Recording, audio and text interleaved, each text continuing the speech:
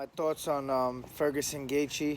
Ferguson has been training, for a while now. For Khabib, he's been in the gym. He's been preparing for the hardest fight in his life for months now. Gaethje steps up with what, about 2 weeks short notice, to replace Khabib because Khabib is stuck in Russia, can't get out, can't fight the fight. So there's there's an interesting couple factors in this fight. One of them being that, Ferguson obviously had been in preparation for this big fight. So obviously he was aware that he was going to fight on this date a while ago. He was in the gym doing what he had to do. And, we don't know if, Gaethje was told by the UFC, like, listen, stay in shape. You're a backup in case shit hits the fan. If that's the case, then maybe he has, more of a chance than we think. Either way, I give him a good chance because, Gaethje's become a way more calculated fighter.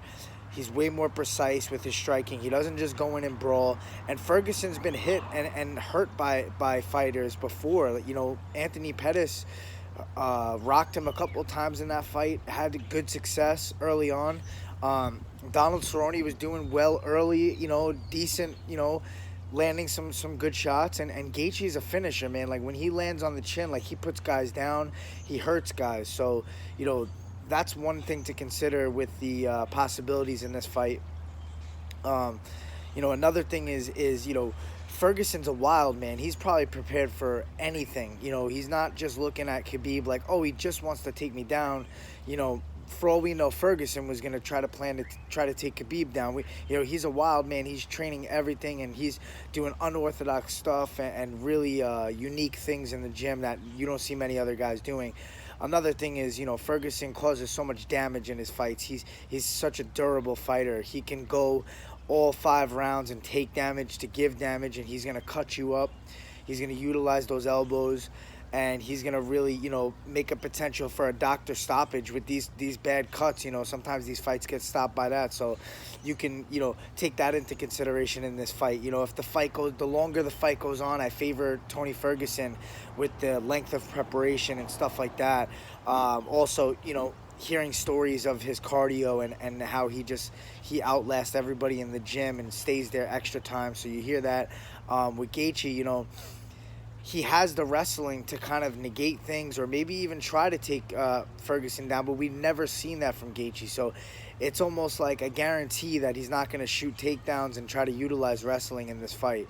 I don't think Ferguson will either. I think the fight will primarily take place on the feet unless somebody gets hurt and they kind of stumble and fall, then things might get crazy. We've seen Ferguson reach for darces and certain chokes like that.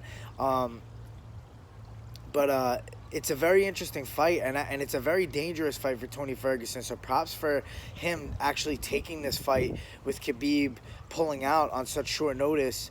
They put the interim title on the line, so those implications mean something. And, with the title comes more money and more leverage for negotiations, stuff like that. So I think Ferguson's taking that into consideration.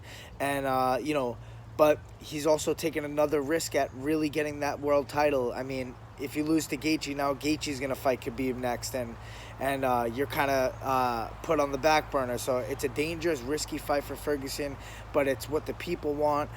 Props to Dana White for doing what he had to do, and for the company and all the people behind the scenes doing what they had to do to get this done.